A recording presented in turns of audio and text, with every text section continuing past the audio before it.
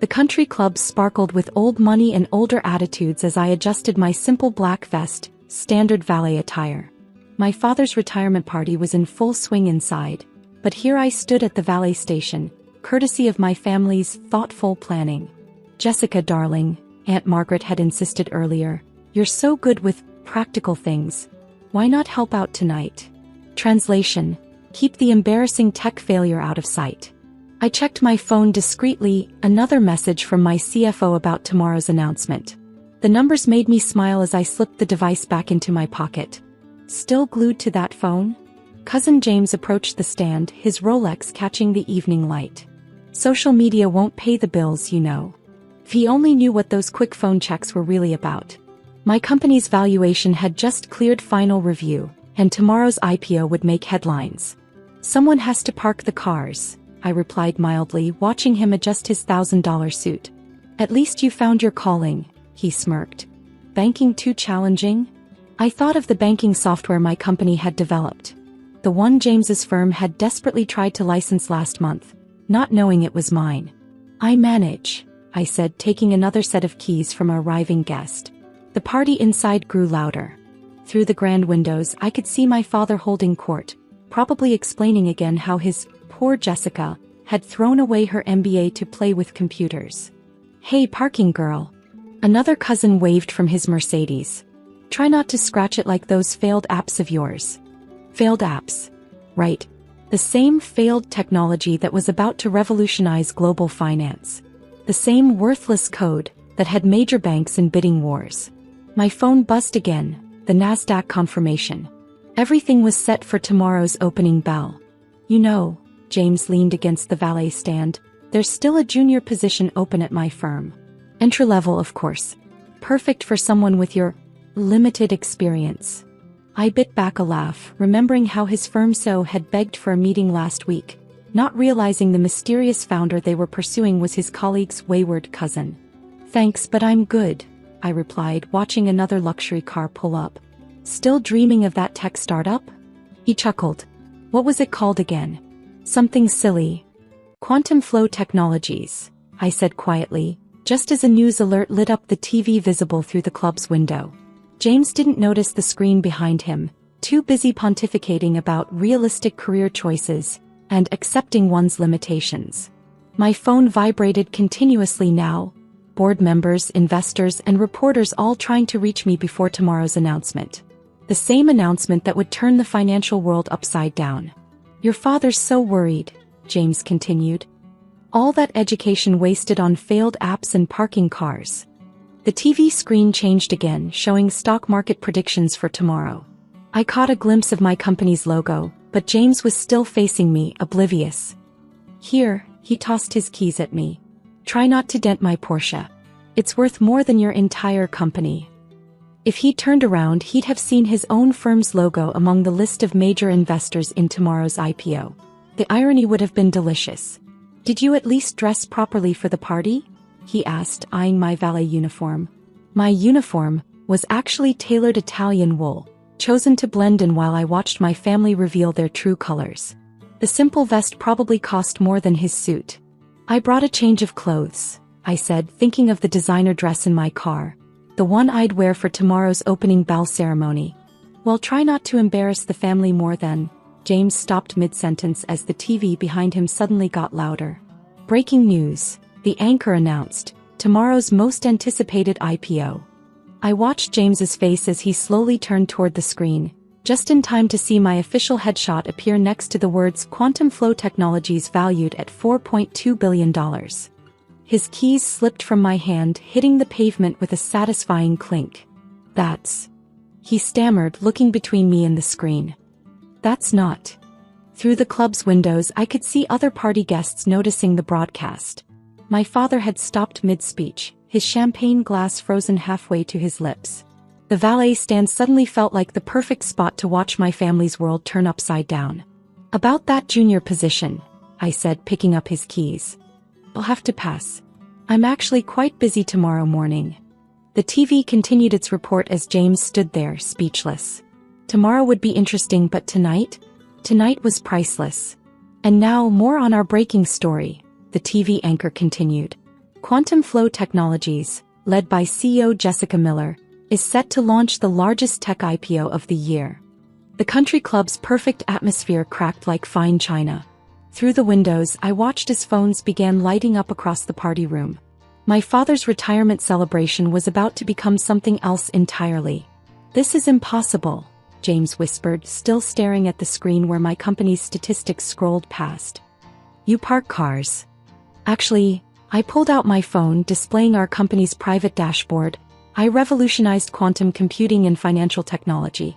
Parking cars is just tonight's entertainment.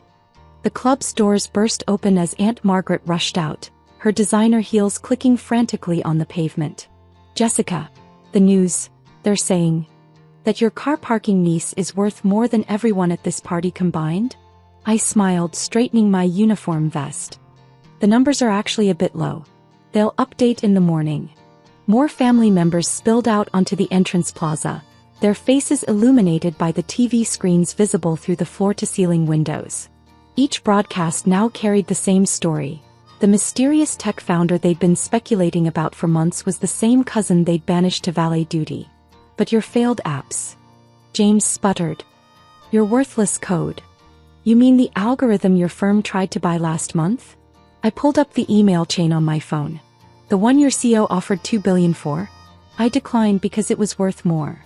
Uncle Robert pushed through the growing crowd. "That was your company. We've been implementing your software at the bank for months."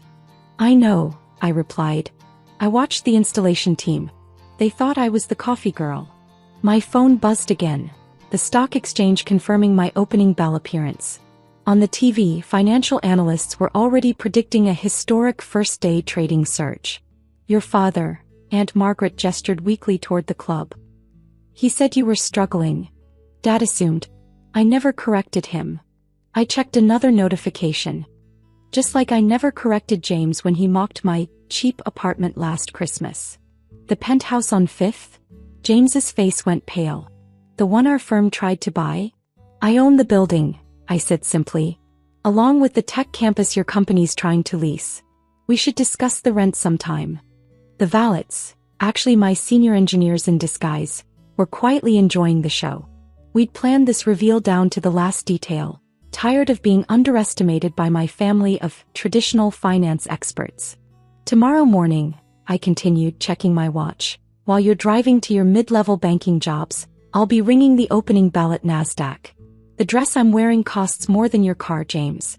Not that money is everything, but since that's all you seem to care about." Inside the club, the TV showed footage of our company's headquarters, a gleaming tower of glass and innovation. The same building my family had dismissed as another tech bubble waiting to burst. "Those investor meetings you mocked," I turned to James, "the ones you said were pretend business? That was me raising billions in funding. That social media addiction you laughed at? Board meetings with Silicon Valley's elite." My father appeared in the doorway, his retirement speech forgotten. Behind him, waiters carried trays of champagne, servers I'd secretly hired from my company's private events team. "The algorithm Uncle Robert was still processing, the one that's revolutionizing banking, was developed in my worthless startup," I finished. "The same one you refused to invest in last year. That $100,000 you turned down would have been worth $40 million tomorrow." James slumped against his precious Porsche. The same model I had 3 of, gathering dust in my garage. "The valet uniform," Aunt Margaret touched my sleeve, finally noticing the fabric quality. "Custom-made, like everything else in my struggling life." I smiled as another news alert lit up the screens. "Oh look, they're showing my car collection. James, you might recognize some of them. They're what you call real success markers, right?" The evening air crackled with shifting power dynamics and shattered assumptions. Tomorrow, I'd stand on the stock exchange podium in a dress worth more than James's annual salary. But tonight, in my elegant valet disguise, I was exactly where I wanted to be, watching my family realize that success doesn't always wear a banker's suit. "Now," I said, holding up James's keys, "about your Porsche. Would you like me to park it next to my fleet? Or should we discuss how badly your firm wants that tech campus lease?" The country club's elegant lighting cast long shadows as my family struggled to reconcile their failing relative with the breaking news still flashing across every screen. My phone had become a symphony of notifications, world leaders, tech giants, and financial institutions all trying to reach me before tomorrow's historic IPO. The coding sessions in your apartment. My father finally spoke, his retirement party completely forgotten. The ones we said were a waste of time. We're worth about $8 billion in intellectual property. I showed him the patent documents on my phone. That tiny apartment is actually 3 floors of a building I own. The messy workspace you complained about is a quantum computing lab. The valets, my senior engineers, were now openly grinning as they handed out NDA-sealed envelopes to the shocked family members. Each contained tomorrow's trading details and a personal note about their past career advice. Remember last Thanksgiving? I turned to James, who was still ashen-faced. When you explained basic investment to me like I was a child? He nodded weakly. I was closing a deal with your bank CEO at the time. Under the table on my phone. I pulled up the contract. While you lectured me about savings accounts, I bought the fintech company you've been trying to partner with. The TV screens were now showing my company's innovations, breakthrough technologies that had been hiding in plain sight while my family dismissed my hobby. That dating app you thought I was always checking? I continued, addressing the gathered crowd. Custom-built security software. Those social media posts you mocked? Market analysis running on quantum processors. The online shopping you ridiculed? Real-time trading algorithms managing billions. Aunt Margaret clutched her champagne glass. The charity gala last month when you said you couldn't afford a ticket. I sponsored the event. I smiled. That waiter who served you? Nobel laureate in physics. The coat check girl? MIT's head of AI research. We were all there watching, gathering data on potential investors. Through the club's windows, I could see the staff replacing my father's retirement decorations with streaming financial data. My staff, carefully planted months ago for this moment. Those rideshare drives you said I was doing for extra money? I caught James's eye. Testing autonomous vehicle software. Your firm just bid $50 million for the prototype, by the way. I declined.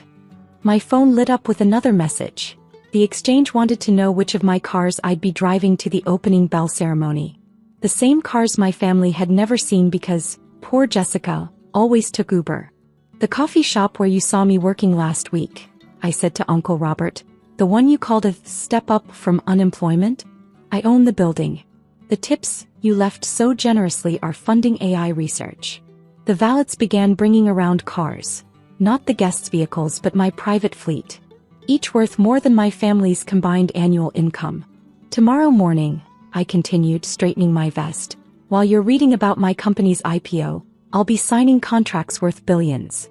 The simple dress I'm wearing to the ceremony costs more than your house, Aunt Margaret. The cheap watch tracking my notifications? Limited edition quantum-powered prototype. Only 3 exist. My father stepped forward, his retirement speech cards falling forgotten from his pocket. Why didn't you tell us? Would you have believed me? I asked quietly. Between explaining how I was wasting my education and assigning me to park cars at your party? The TV screens now showed my global offices, my revolutionary patents, my philanthropic projects. All built while my family was busy pitying my downward spiral in tech. That startup accelerator you rejected my application for, James? I turned to my cousin. I bought it last month. Your recommendation letter makes for interesting reading in our Museum of Innovation. A sleek helicopter approached the country club, right on schedule. My actual transport to tomorrow's ceremony, though tonight it was just part of the show. The valet stand, I said, removing my vest to reveal a designer outfit that probably cost more than the country club's monthly revenue, was never about parking cars. It was about watching you all show your true colors one last time.